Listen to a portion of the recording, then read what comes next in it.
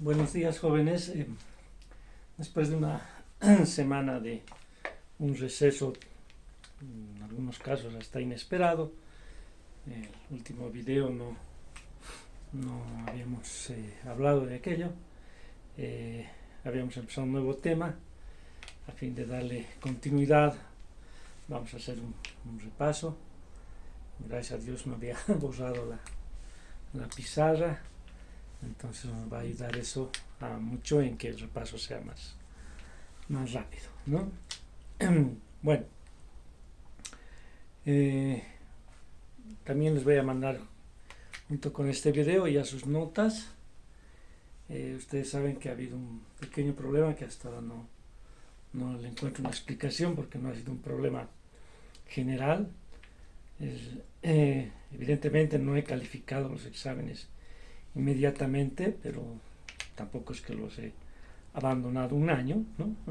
Pero después de una semana y media que he empezado a abrir los archivos para corregir las pruebas, pues ha habido varios, tal vez más de unas 2 decenas o 3 decenas de archivos que no se abrían, ¿vale? Sí estaba el envío, pero borroso obviamente, pero no se abría, ¿no? A todos ellos individualmente les mando un mensaje pidiendo por favor que vuelvan a enviar su examen, ¿no? Felizmente, al ellos enviar el examen, he podido abrir ese examen nuevo reenviado, y automáticamente se ha abierto el anterior, ¿no? Es decir, y obviamente he corregido sobre el primero, ¿no? Que, a menos que la fotografía no haya estado muy clara y haya pasado a ver el nuevo examen, siempre comparando que sea igual que el primer examen que haya mandado, ¿no? Casi un 100% me he alegrado de que nadie ha modificado su examen, no me ha mandado una foto arreglada, excepto un estudiante que obviamente ha sido detectado rápidamente. Se le ha advertido sobre su falta y bueno, espero que nunca más la vuelva a cometer, ¿no? Bueno, no se olviden, tenemos el tercer examen parcial el martes 18, es decir, de aquí a una semana. Ya tenemos todo el tema avanzado e incluso con las clases de repaso que hemos hecho a través de la revisión de los dibujos, gráficas, esquemas, tablas, como lo que corresponda, del libro, no lo vamos a llamar oficial, pero el libro base que estamos utilizando y que todos lo tienen por lo menos en digital, ¿no?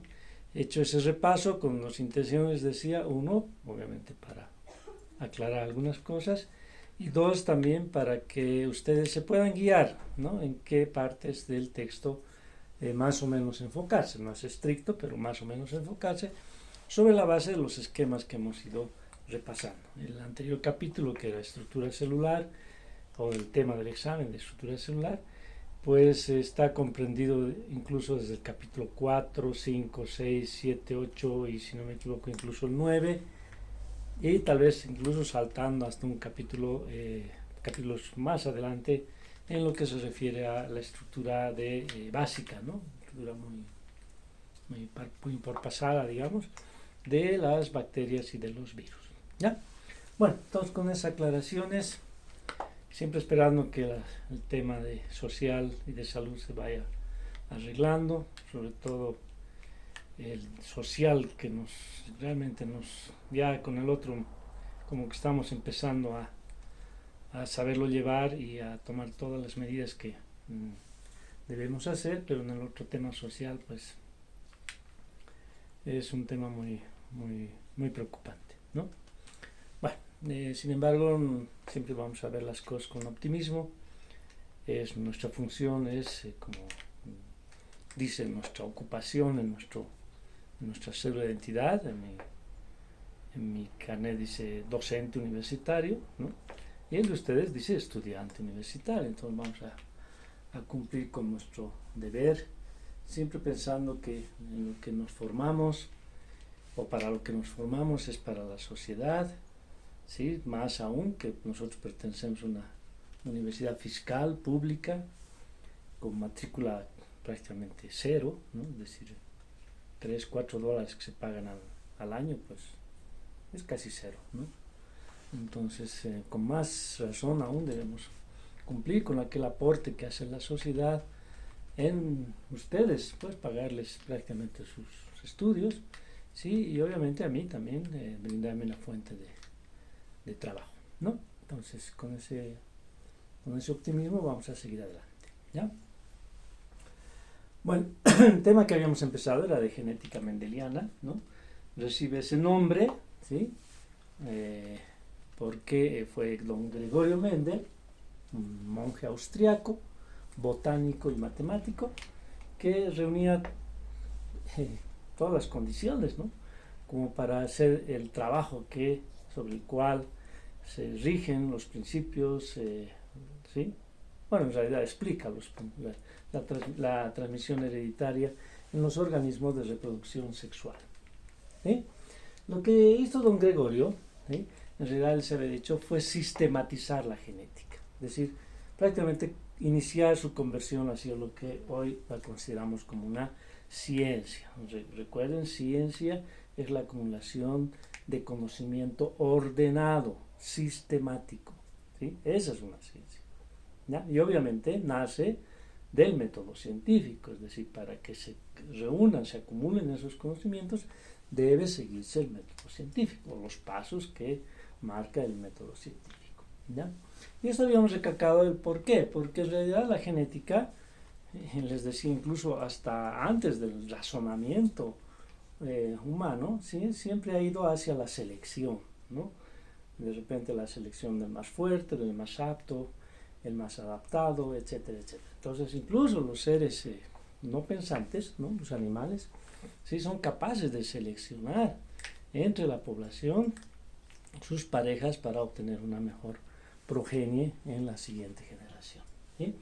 Y eso el humano, obviamente, desde que evolucionó hacia el uso del razonamiento, pues lo fue aplicando mucho mejor, ¿no? De esa manera, decíamos, empezó a criar animales domésticos, ¿sí? Y a cultivar plantas, lo que provocó que el ser humano pase de un estado, digamos, nómada y de recolección y de caza, ¿sí? De caza con Z, ¿no? De cazar los animales, hacia un ser humano sedentario, o sea, que solo vive en un lugar o se mueve muy poco, ¿sí? Y cultivador o criador, ¿no? De esa manera, digamos, se facilitó, ¿no? la vida humana, y obviamente eso permitió dar el tiempo suficiente para la evolución de otras áreas del pensamiento humano, ¿sí? Es decir, realmente todo está asociado en la evolución, ¿no? Don Gregorio había trabajado con una planta, ¿no? Que en algunos textos le llaman arveja de jardín, en otros le llaman chícharo, ¿sí? Es una planta parecida a la arveja que nosotros conocemos, ¿ya? Y que se caracteriza porque presenta una suficiente variedad, ¿sí? Es decir, en tamaño, en color color de flores, perdón, en el color de las semillas, en el color de la vaina de las semillas, en el aspecto de las semillas, etcétera, ¿ya? Todo eso que posibilita, ¿no es cierto?, el que uno pueda hacer un seguimiento de cómo se van heredando los caracteres, ¿sí? Recuerden, carácter es un rasgo heredable, es decir, que viene de los ancestros y que es posible transmitirlos a la descendencia. Esa es una característica, ¿sí?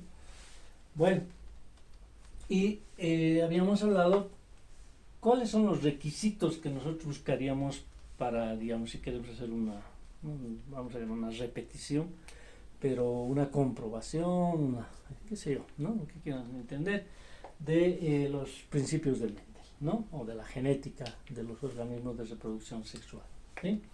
Tendríamos que buscarnos un organismo vivo que presente variabilidad genética, ¿sí? No nos sirve de nada que todos sean iguales, no vamos a poder hacer seguimiento de ningún rasgo heredable, ¿sí?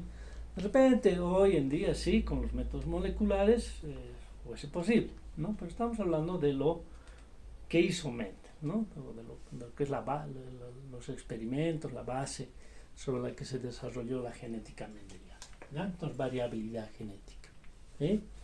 Que sean de tiempo de generación corto, es decir, que no tome mucho tiempo para poder observar la siguiente generación, ¿ya? En el caso de las arvejas, unos meses; en el caso de las moscas de la fruta, unos días; en el caso de ratones, tal vez algunos meses también, y así. Obviamente, mientras más complejo el organismo en la escala, en el tamaño, etcétera, mayor será ese tiempo de generación, ¿ya? Eso también hay que acotar que hoy en día, a través de métodos moleculares, ya no necesitamos de repente ver los ancestros, ¿no? O tal vez la descendencia, ¿ya?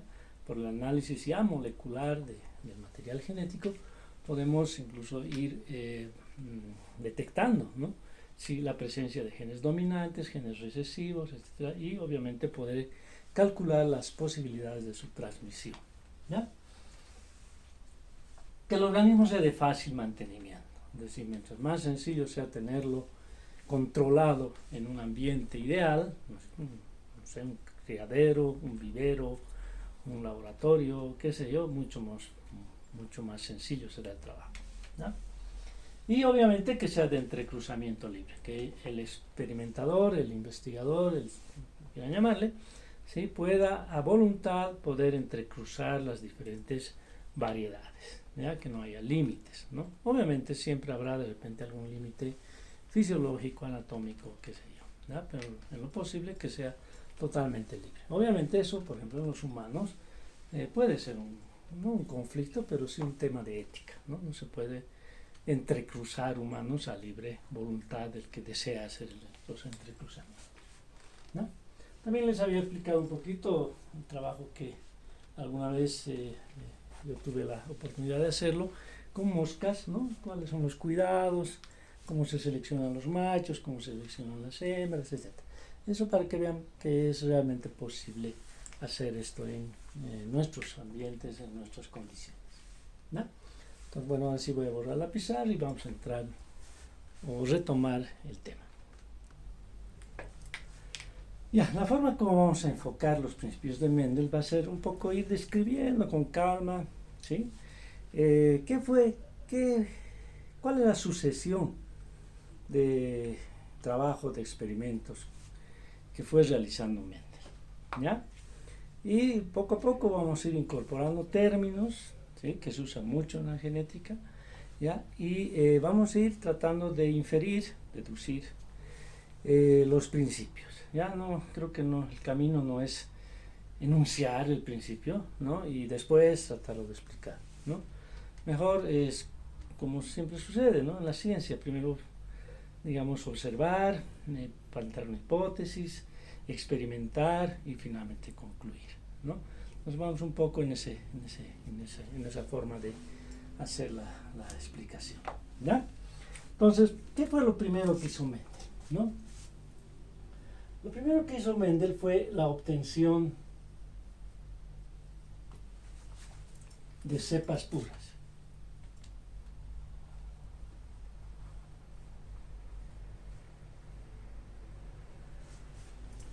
Bueno, es como yo voy viendo que no nos salgamos del margen, ¿no? Ya, la obtención de cepas puras, cepa pura, ¿sí? Cepa pura. Pero aquí hay una diferencia sustancial en el concepto de haber hecho los experimentos. Ya les había dicho, ¿no? Mendel de repente no fue el primero que realmente quiso explicar, sistematizar la genética, ¿no?, lo que se hubiese llamado en su momento, porque ya recuerden que gen, de donde proviene la palabra, gen es una palabra, es un término que se incorporó mucho más adelante, ¿ya? Entonces, vamos a decir, había ya gente que trataba de explicar cómo eran los mecanismos de herencia, ¿no? ¿Y cuál fue el error en general de todos aquellos? Fue tratar de ver el organismo como un todo, es decir, vamos a ver cómo, más o menos lo que planteó un señor hace en los años 30, 40, 50, Hitler, ¿no?, que hablaba de una raza pura, ¿sí? Y obviamente eso es muy complicado, ¿no?, muy, muy difícil decir, por ejemplo, en humanos, ¿no? Hablar de una raza pura, ¿por qué? Porque hemos dicho, o sea, en los humanos no se puede obligar a nadie a entrecruzar con nadie, ¿no? Con tal de mantener los rasgos igualitos, ¿no? Y así todo, ¿no? Realmente llegar a un 100% de homología genética, ¿no? Muy difícil, ¿ya? Muy difícil.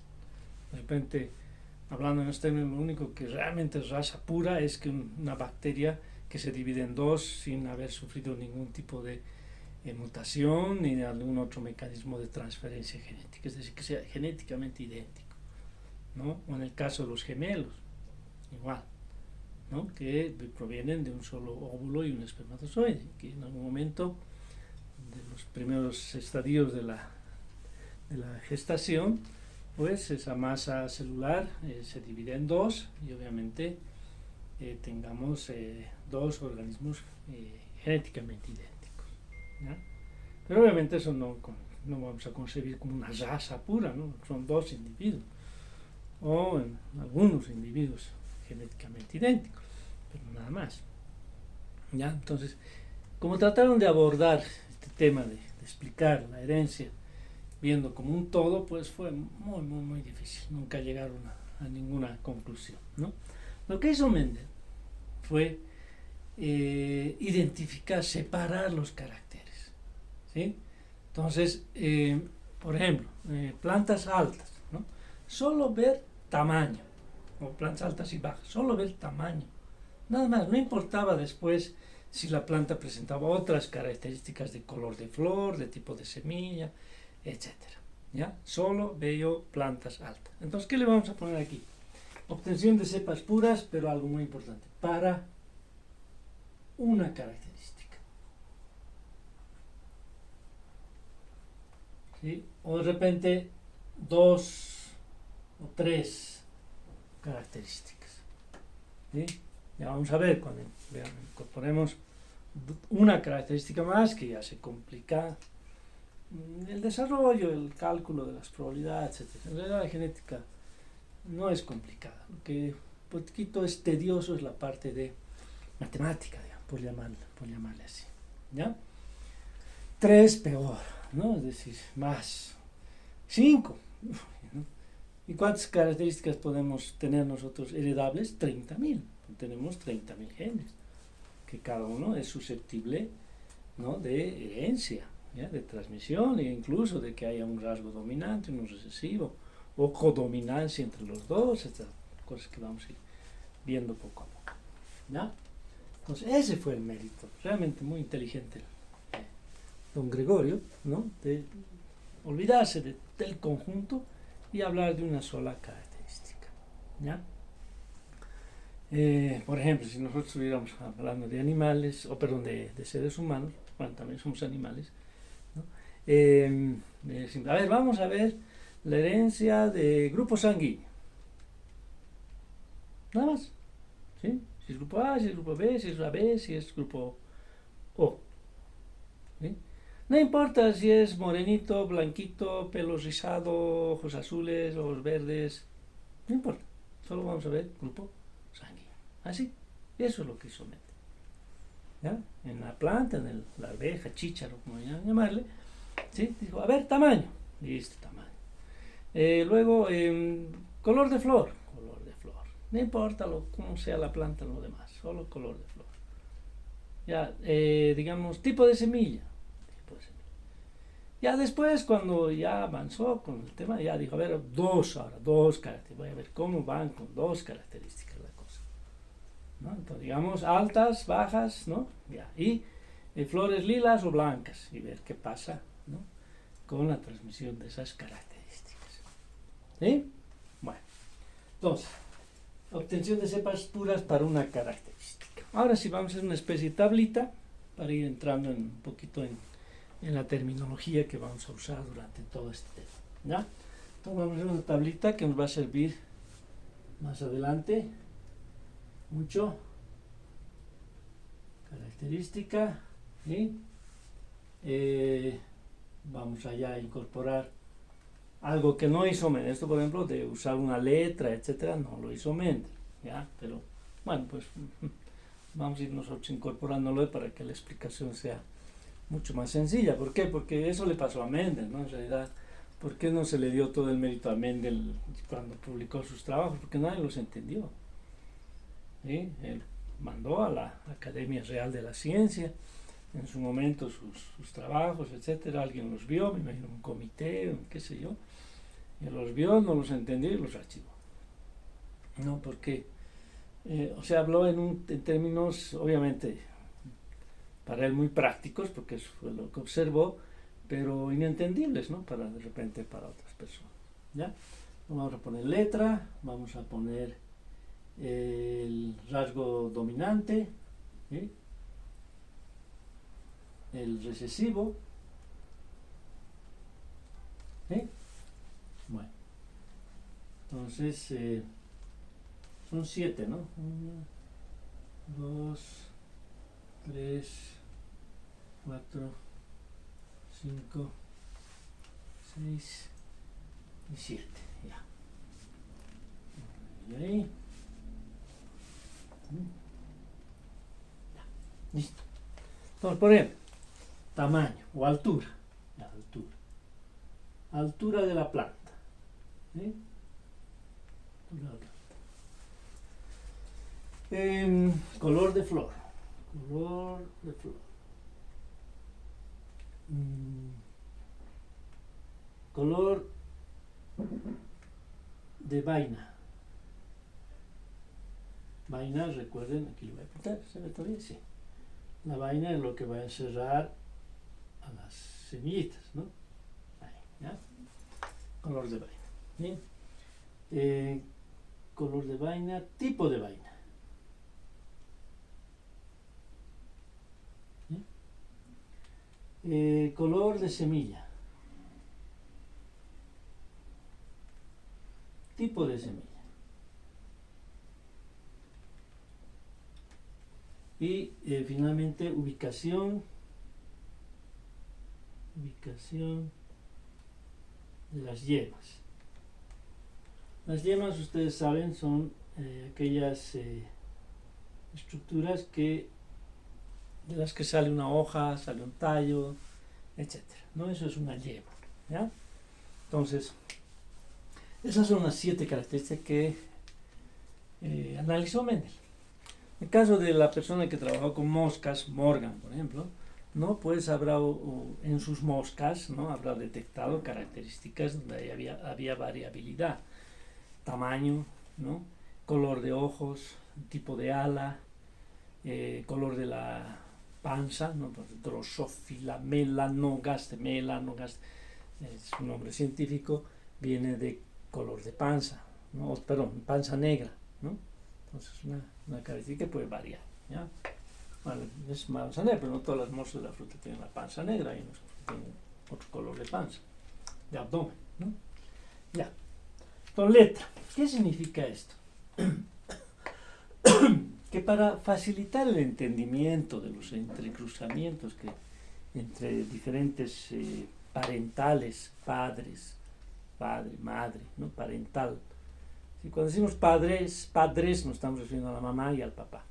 Cuando decimos padre, solamente se entiende que es el papá, ¿no? Y para decir la mamá, decimos madre, ¿ya? Pero cuando decimos parental, es ambos, ¿sí? Entonces, hay que escoger, ¿sí? Como letra, hay que escoger una letra para que nos represente la característica, ¿sí? En vez de estar haciendo dibujitos, ¿no? Como hizo Mendel, ¿ya? Ustedes ven los libros, vamos a hacer un repaso también, vamos a volver a tocar un poco ya entendiendo bien el proceso, con los dibujitos que hizo Mendel, ¿no? Él pintó las flores, por ejemplo, lilas, pintó las flores blancas, etc. Ya, obviamente engorroso, ¿no? ¿Sí? Entonces, después ya, cuando se quiso entender esto mejor, se dijo, a ver, se acordó, ¿no? Son acuerdos que se hacen, y se acordó representar a una característica con una letra, ¿sí? Una letra que en lo posible, no es obligatorio, en lo posible, nos recuerde la característica de las que estamos explicando, entendiendo, analizando. ¿Ya? Por decir algo, para altura, ¿no? Vamos a usar la letra A. ¿Ya? Lo voy a poner entre comillas porque obviamente puede haber A mayúscula y A minúscula. ¿Ya? Y ahí viene otro acuerdo. Si esta característica tiene una dominancia sobre otra, por decir algo, en altura de las plantas, dominante es alto sobre bajo. ¿Ya? O sea, las plantas altas dominan a las bajas, no en el sentido físico, ¿no? Sino en el sentido genético. ¿Sí? ¿Ya? Cuando yo entrecruzo una planta alta con una baja, ¿sí? Ya vamos a hacer todas las opciones que hayan, pero vamos a entenderlo así inicialmente. Van a dominar las altas, es decir, en la progenie vamos a encontrar o todas altas o la mayoría altas. ¿Sí? Eso depende del componente alélico de los parentales, ¿no? Pero es así.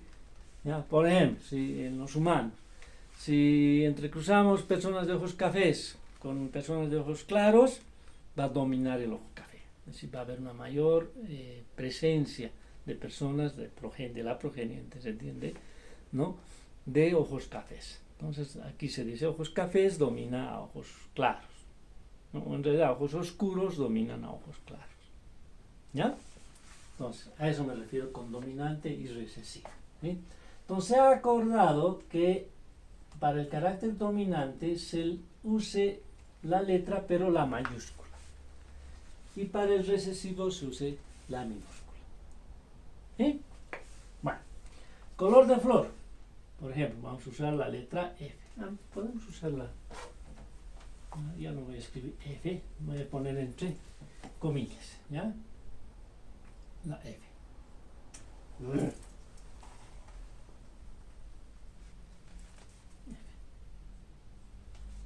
¿Sí? La F. Entonces, color de flor, lila, es dominante sobre color blanco, ¿no? Entonces yo le pongo F mayúscula, F. ¿Sí? Color de vaina, por ejemplo la B.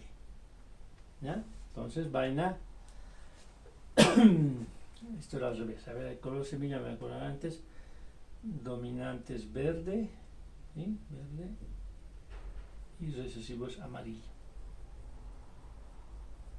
Y aquí es al revés, color de vaina amarilla, y aquí es verde. ¿Ya? Entonces B mayúscula y B minúscula. Aquí vemos otra cosa importante. Cuando yo asigno una letra, ¿sí? Además de que escojo una letra que en lo posible me recuerda la característica, también voy a escogerme una letra que no haya duda sobre cuál es mayúscula y cuál es minúscula. ¿Sí? ¿Estamos? Pues tiene que ser bien clara las cosas de minúscula y minúscula. Por ejemplo, la O es una muy mala letra, ¿no? Porque ¿qué difiere de la minúscula? El tamaño. Bueno, a menos de que sea que las personas que hagan una O muy diferente a la mayúscula, ¿no? ¿Ya? Entonces no se olvide.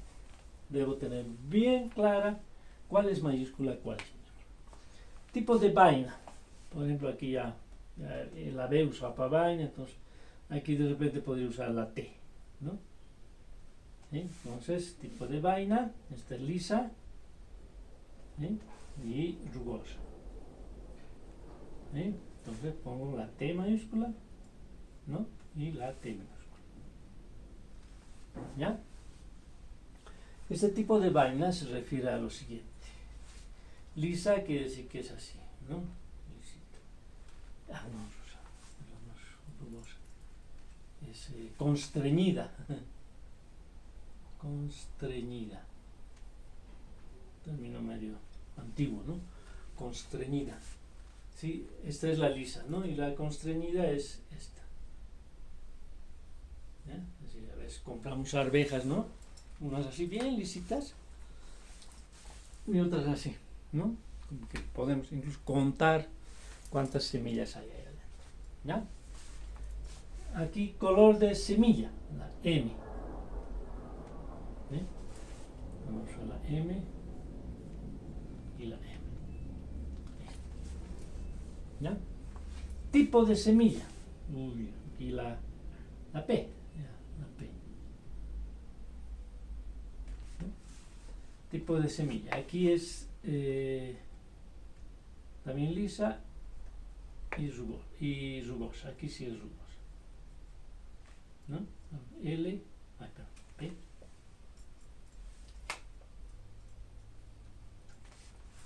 P. ¿Ya? Aquí casi cometo el error que mucha gente comete. ¿Sí? ¿Ya?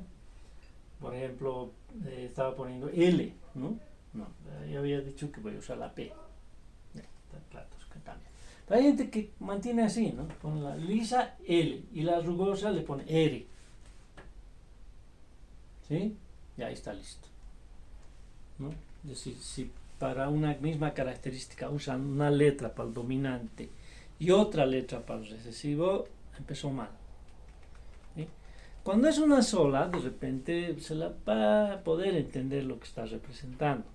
Pero cuando ya son 2, 3 o más características, se va a hacer una ensalada de letras, ¿sí? Que no va a poder inferir la forma, el aspecto que tiene la progenie. ¿Sí? Es muy complicado. Finalmente, ubicación de las yemas, pues aquí va a ser fácil, ¿no? Vamos a usar la Y, ¿ya? O la Y, ¿no? Entonces, aquí son axilares y aquí son terminales. ¿Ya? Entonces usamos la Y mayúscula y aquí la Y minúscula. ¿Sí? Bueno, entonces ahora sí tenemos todo el cuadrito que en algún momento nos va a ayudar. ¿Ya?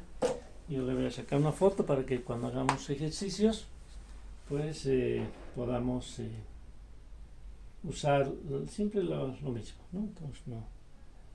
Incluso para cuando se prepare el examen, yo les voy a dar la tablita, ¿ya? Los voy a pasar, os voy a recordar, ¿no? Para que nos pongamos de acuerdo en la letra, porque imagínense corregir un examen donde cada uno ha usado la letra que le ha parecido, que le ha gustado. Ahí sí no voy a acabar de corregir nunca los exámenes, ¿ya? Entonces vamos a acordar hacerlo de esa manera. ¿Sí? Bueno, entonces recuerden otra vez, si ustedes quieren tener éxito en entender la genética, ¿ya? Este es lo primero que hay que hacer, ¿ya? Usar una letra, ¿sí? Que en lo posible nos recuerde la característica de la que estamos analizando, ¿sí? 2. Conocer el carácter dominante y hacerle la asignación de la letra mayúscula. Y conocer el carácter recesivo y hacerle la asignación de la letra minúscula. ¿Sí? Cuando hablemos, por ejemplo, del grupo sanguíneo, vamos a ver que pueden existir 2 dominantes y un recesivo, ¿no? Entonces ahí vamos a adoptar una variante en la terminología, ¿ya? Pero sí vamos a seguir usando una mayúscula, ¿ya? Para el carácter dominante, ¿sí? Y un subíndice o superíndice, pero mejor, el que va arriba, ¿no? Para el carácter dominante específico, y para el siguiente carácter, ¿no? Igual, ¿no? Vamos a seguir usando la mayúscula, ¿ya? Y un superíndice para el carácter específico. Y el recesivo, sí, la letra minúscula. ¿A qué me refiero concretamente? Decimos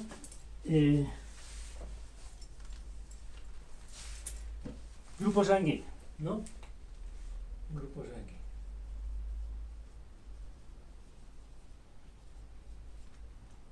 No se preocupen, de repente ahora se confunden un poquito, de repente, ¿ya? Pero vamos a volver a ver, que no se preocupen, ¿ya? Hay grupo A, ¿no? Hay grupo B y hay grupo O, ¿sí? Pero cuando se entrecruza un grupo A con un grupo O, el A es dominante sobre el O. Cuando se entrecruza un grupo B con un grupo O, el B es dominante sobre el O. ¿Sí? Entonces está claro que el O es recesivo.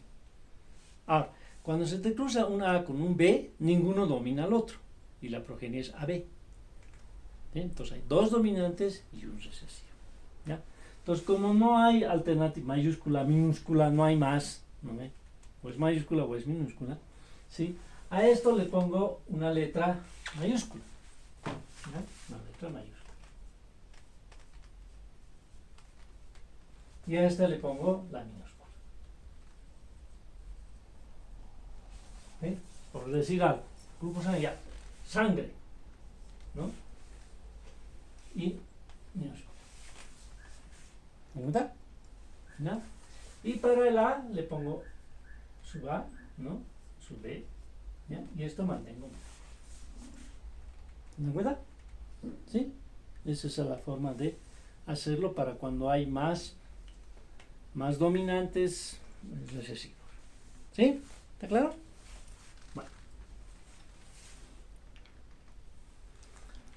Bueno, entonces, retornemos, ¿no? Ya sabemos que es una característica, cómo se las representa, cuál es el dominante, cómo representamos al dominante y cómo representamos al recesivo. ¿Ya? Entonces ahora sí vamos a entender más fácil lo que quiso hacer Mendel y su representación. ¿Ya? Entonces dijo él, a ver, voy a obtener cepas puras, voy a estar seguro de que esta característica es pura. ¿A qué me refiero? Fíjense, a ver, hablemos de algo que conocemos, que es de nuestra vida diaria, ¿no? Los perritos. Yo quiero comprarme un perrito finito, ¿sí? Quiero comprar no sé, un cocker, ¿sí?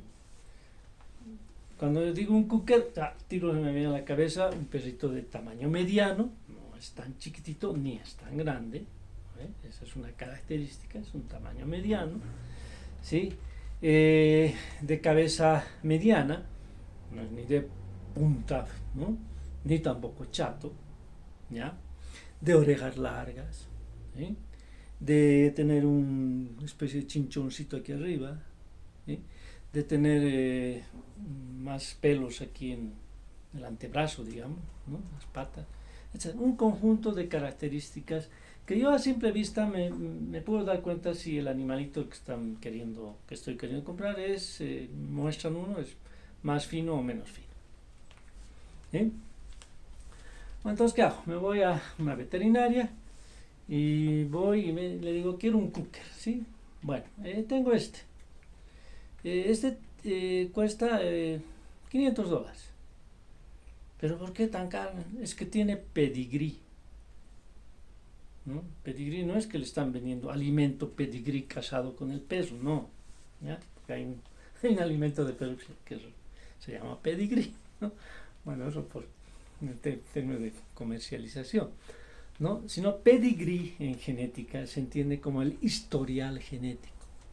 O sea, el veterinario le va a dar un certificado de que el perro proviene de, incluso de repente hasta el origen, nombre, lugar del perro papá, de la perra, ¿no? Etcétera, etcétera. ¿Ya? O sea, le está certificando de que este perro es puro. Bueno, entre comillas, ya sabemos que puro es un término muy complicado. Lo más puro posible. Bueno, no muy caro, ¿no? Me voy al alto, a la feria. ¿Sí? Me voy a la feria y encuentro un perro muy parecido. O sea, de repente está más bonito que el anterior. ¿Ya? ¿Y cuánto cuesta este? $200. No, como si te lo debo en 150. ¿No? ¿Sí? Y tienes pedigrí, como ya el veterinario le explicó que era el pedigrí. ¿Qué es eso? ¿No? O sea, ¿se dan cuenta? ¿No? Bueno, no, pues está bonito, me lo llevo. ¿No? Lindo el perro, está muy bonito, ¿no? Ahora, como es tan bonito mi perrito, ¿no? No falta que me diga, oye, tu perrito podría cruzar con mi perrita, ¿no? Perrita bonita, todo lo que diga, ¿no? Claro, no, mira, mi perrita es súper fina, aquí está su pedigrí, ¿no? Muestra el certificado. Ya, pero tu perrito está bien, ¿tiene pedigrí? No. Bueno, ya, entre cruza, ¿no? Bueno, después veremos las consecuencias, ¿no? Ahora, si todos los perritos son bonitos, mantienen los rasgos, bueno, pues ya la perrita está certificada, que bueno, rasgos heredados, ¿no? De varias generaciones, ¿ya? Y nuestro perrito, que no sabíamos si era bueno o malo, ¿no? Resulta que es bueno, porque la progenie ha salido muy bien, ¿no? Pero de repente la progenie, ¿no? Viene el dueño de la perrita y me reclama, oye, ¿qué perros tienes, no?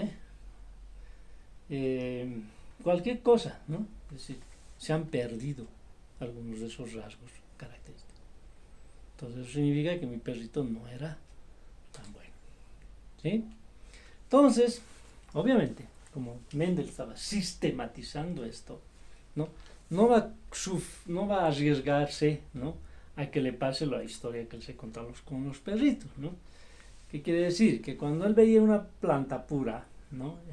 Obviamente ya lo dijimos la introducción en la primera clase, que Mendel se encontraba en un ambiente donde había mucha ya cultura, ¿no? De plantas ornamentales, había acceso a semillerías que le podían vender con bastante solvencia, digamos. Si bien no había en esos momentos, no se hablaba ni de pedigrí ni de esas cosas, ¿no? Pero le podían más o menos asegurar, ¿no? De que la planta, las semillas que le estaban vendiendo eran de plantas de tales características, ¿sí? Entonces, sí, ¿no? Pero Mendel quería estar seguro, ¿no? Estar seguro, porque obviamente ya sus fines eran científicos, ¿no? Ya no, a ver qué pasa, ¿no?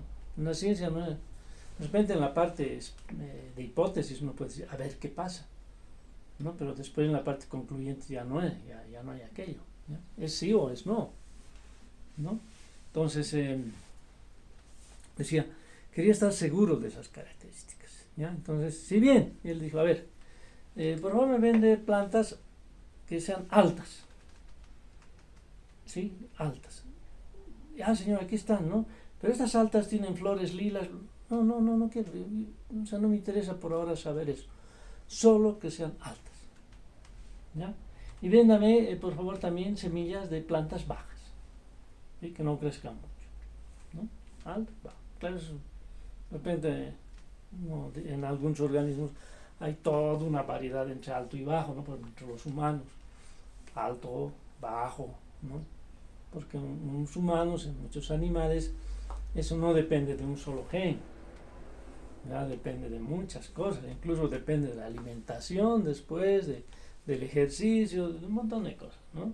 Bueno, pero en las plantas hay un gen, por lo menos en la arveja, hay un gen que dice que la planta o sea alta o sea baja, y no hay puntos medios, ¿no? O alto o bajo, ¿ya? Entonces, véndame plantas altas, ya, aquí están las semillas de plantas altas, aquí están las semillas de plantas bajas, listo. Ahora Mendel se fue a su jardín, qué sé yo, dice, bueno, ya ahora entrecruzo altas y bajas. No hizo eso primero, no.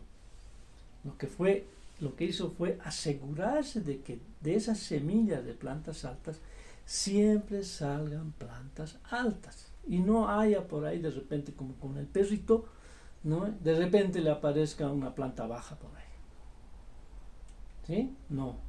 O con las bajas, asegurarse que esas bajas siempre daban plantitas bajas, ¿ya? Entonces, en este caso, a lo que él acudió fue a la autofecundación, obviamente que es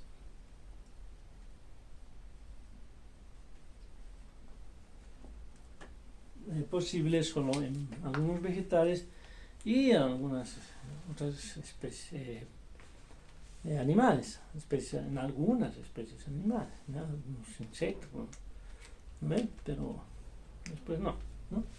La autofecundación. Aquí sí funcionó muy bien aquí, ¿no? Les decía, en este chícharo, ¿no? Si digamos, estos son los pétalos, ¿sí? Ahí están los estambres, ¿no? Que tienen el polen, ¿ya? Que es el gameto masculino, ¿no? Y aquí, ¿sí? Están los óvulos, ¿sí? Los óvulos, que obviamente son el gameto femenino, ¿ya?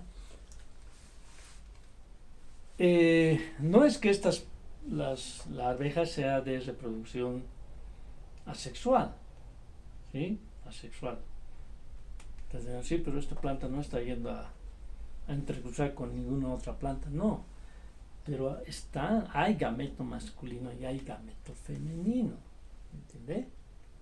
¿Ya? Entonces, es de reproducción sexual. El gameto masculino fecunda al gameto femenino. ¿Vamos? Entonces, ahí se produce la fertilización, etcétera, etcétera. ¿Ya? A eso entendemos por autofecundación. Entonces, ¿qué mejor, no? Para Mendel que, digamos, ya, tener sus semillas, ¿sí? Y sembrarlas, ¿no? Obtener las plantas, ¿ya? De repente, de todas aquellas, ¡boom!, le sale una baja. Bueno, fuera, ¿no? Eliminada. Ya, claro, seguramente de repente en ese mes, en la semillería, imagínense, ¿no? Cuántas semillas manejarán, que todavía más en esas épocas, ¿no? Se fue pues unas semillas de plantas bajas por ahí, ¿ya? Entonces, de todas esas que crecieron, les dio su tiempo de maduración, se entiende, etcétera, y cuando ya habían alcanzado todas su tamaño final, digo, estas son altas, realmente estas son bajas, ¿ya? Entonces si en todo ese conjunto de altas que yo había sembrado, o que había sembrado, había alguna baja, fuera, ¿no? Eliminada de por sí, ¿sí? Y en el conjunto de plantas bajas podría aparecer una larguirucha, ¿no? Ya, esa eliminada de por sí. ¿Sí? Luego, esas plantas altas, a ver, vamos a hacer una especie de esquema, ¿no? Yo tengo N altas, ¿ya? De N altas. De estas, obviamente, me dan muchas más, ¿no? Perdón, esta es semilla, ¿no? Esta es semilla. ¿Ya? Semilla de plantas altas, ¿sí? Aquí me da un montón de altas, ¿no? N. Aquí hablamos de 100, ¿sí? Y eso también tiene su razón de ser, así que vamos a hablar de eso. Semillas, estas ya son plantas, ¿sí? Aquí ya estoy viendo las plantas altas. Elimino, ¿no?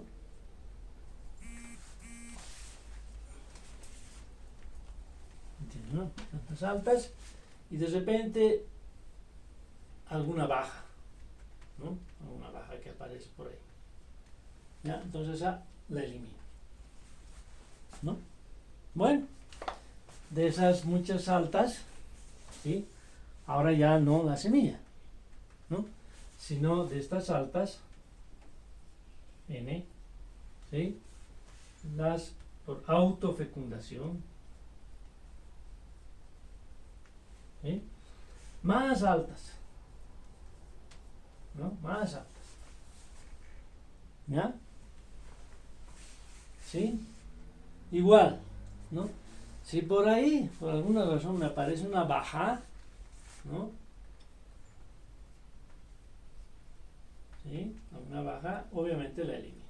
Es obvio entender que cada vez se entiende que las posibilidades de que aparezca una baja en esta etapa ya es mucho menor.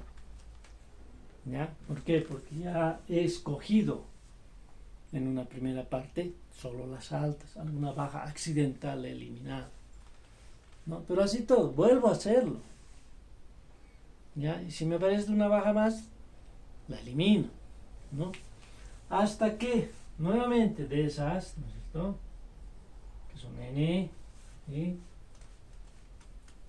obtenga N altas y ya no bajas, aquí es importante que no haya bajas, ¿sí? Cero bajas, cero, no haya ninguna.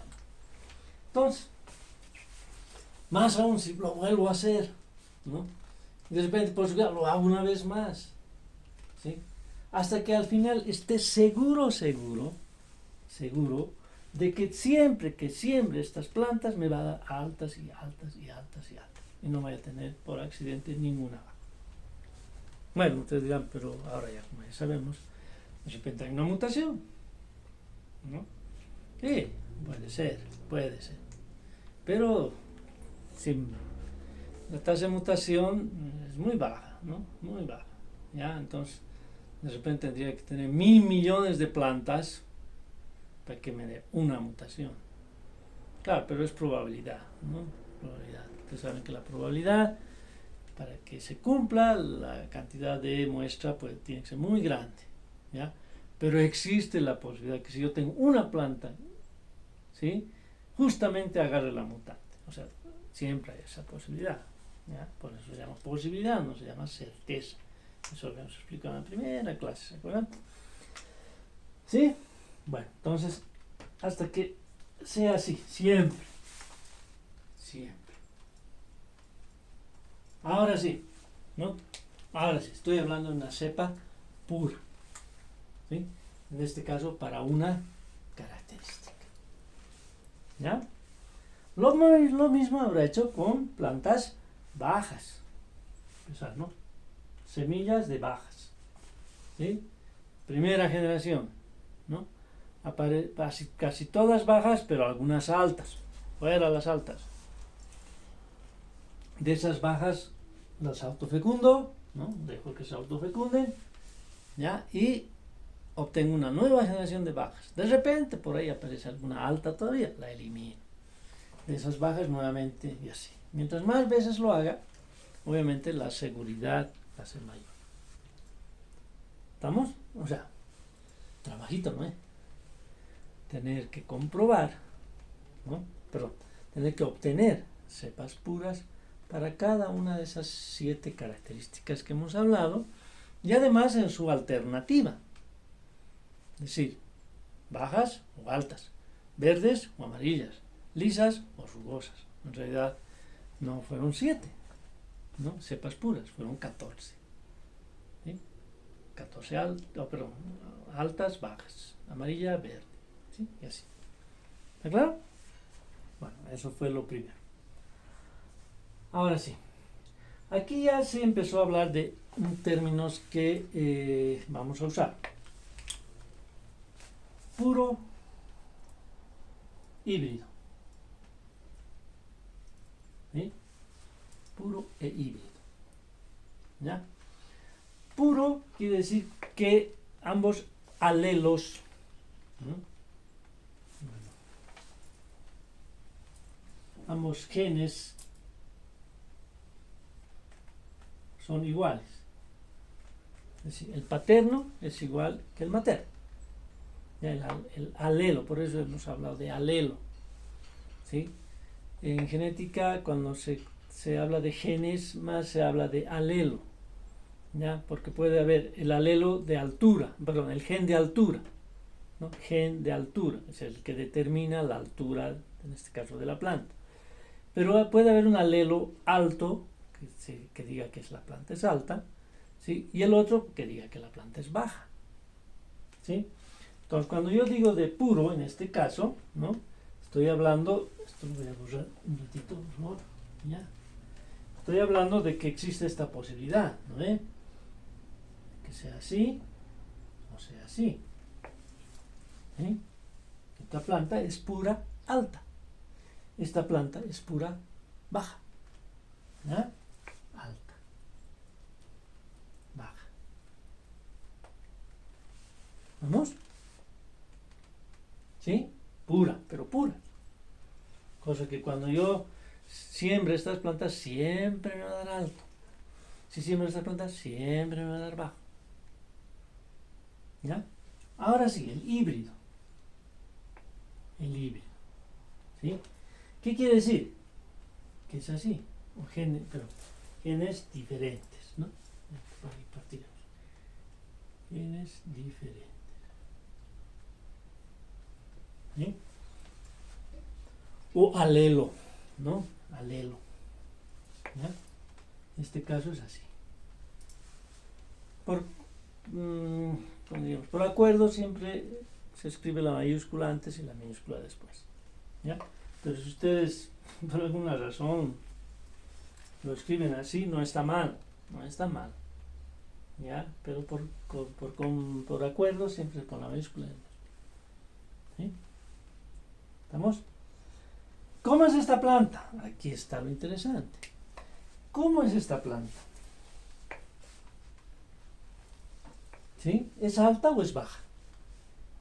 Y ahí vemos nuestra tablita. Y vemos alto es dominante. Entonces esta planta es alta.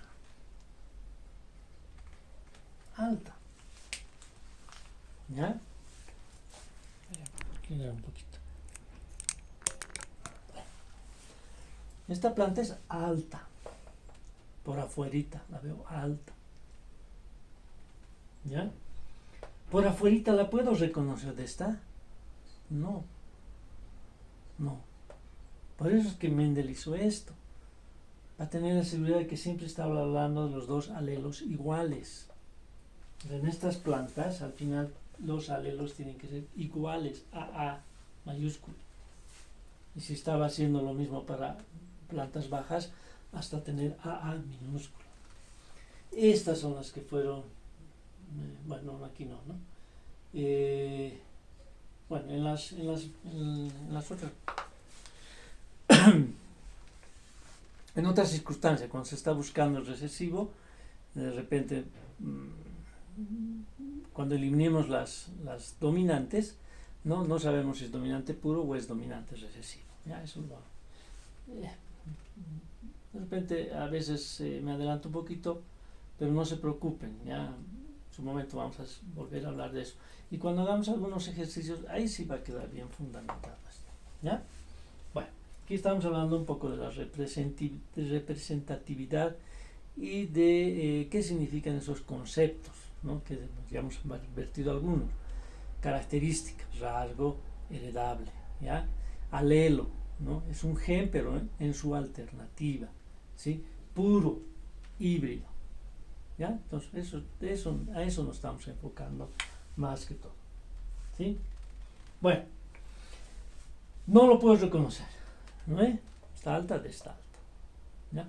Y aquí vamos a introducir dos términos que son muy importantes, ¿sí?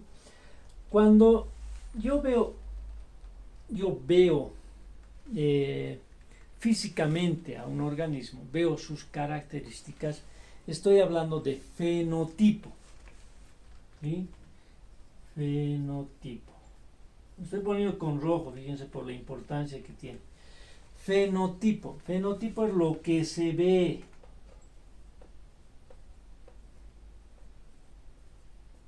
Lo que se ve.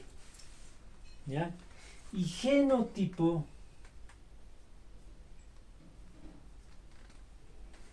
ya están suponiendo que es, ¿no es cierto? Es lo que está en los genes.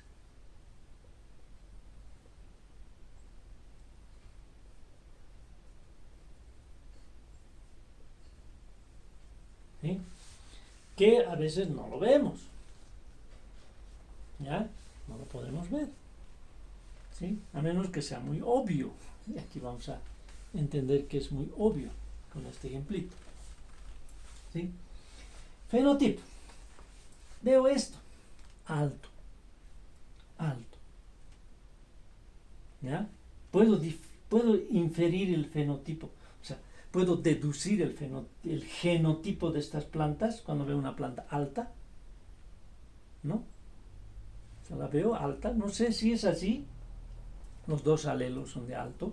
O es así. Un alto y un bajo. ¿Sí? O sea, no sé si es puro o si es híbrido. ¿Entiendes? Cuando veo en nuestra población, pues es muy común, ¿no? Muy común. No sé cuántos somos de ojos cafés. 90, 85, 80%, a ver que es una estadística. Yo diría hasta 90. Normalmente cuando yo doy clases hace muchos años, ¿no? Y digo, a ver, vamos, ¿quiénes son de ojos cafés? Todos, casi todos en el aula, ¿no? Más fácil decir, ¿quiénes son de ojos claros? nosotros tenemos un curso más o menos de 100 personas, ¿sí? No, 1, 2 personas, ¿ya? Obviamente, en nuestro medio, si nos vamos a un país al norte o en Europa, de repente la cosa es al revés, ¿no? Eso verán en genética de población, ¿ya? La distribución de los alelos. Porque ustedes dirán, pero ¿por qué en Europa o en Estados Unidos? Porque todos son ojos claros, ¿no? Sí, pero si el café es oscuro, el café es dominante sobre claro. Sí, es dominante, pero hay que ver la presencia del alelo dominante. Es dominante, pero hay pocos alelos. O sea, distribuidos en la población, hay muy pocos alelos dominantes y la mayoría son recesivos. Entonces, cuando las personas entrecruzan entre ellas, normalmente se encuentran alelos recesivos y se expresa el recesivo. ¿Sí? En nuestra población también es muy común, ¿no?, ver todos de ojos cafés, pero no tenemos la seguridad de que todos son ojos cafés, ¿no?, puros o híbridos. ¿Ya? Entonces, ¿qué tendríamos que hacer? ¿No? Bueno, ir a ver a los papás de la persona, ¿no? Papá también es ojos cafés, la mamá también es ojos cafés. Entonces, lo más probable es que la persona de la que estamos hablando sea una persona de ojos cafés puros, ¿no? Pero para tener la seguridad, mejor vamos a mirar a los abuelitos. Abuelitos, ya, el abuelo de ojos cafés y la abuela de ojos claros. Carajo. Ahora sí podemos decir, el nieto, la persona de la que estamos hablando, ¿es café puro? Ya no. Por ahí ha heredado, por todo eso de la meiosis, ¿se acuerdan? Distribución de los cromosomas paternos, maternos, el entrecruzamiento, etcétera. Por ahí ha heredado el alelo de la abuela, ¿no? Y de repente ahí está su alelo de ojo claro, pero está oculto, está dominado por el de ojo oscuro. ¿Sí? Ahora, ¿cómo podemos confirmar aquello? Pues nos tenemos que sentar a esperar la progenie de esta persona, ¿no? Y ver qué pasa. ¿Ya? Ver qué pasa. ¿Sí? Por ahí aparece un hijo con ojos claros. Ahí sí podemos decir, sí, esta persona tenía el alelo de ojo claro.